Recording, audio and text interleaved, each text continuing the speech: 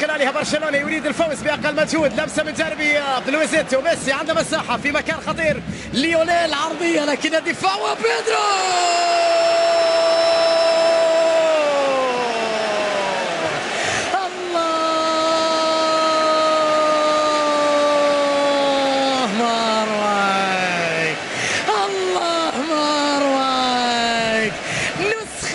جميلة من بيدرو، نسخة ميسي الموجودة في بيدرو.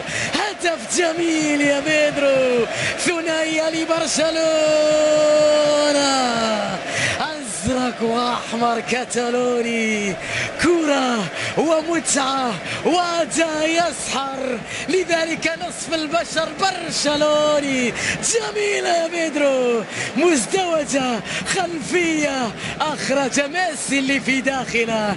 بيدرو أخرج ميسي اللي في داخله، ولو في كرة واحدة، ولو لوهلة، ولو للقطة، أراد أن يذكرهم لا زلت بيدرو، ولا زلت نجم تلك السداسية، ولا زال لدي الكثير.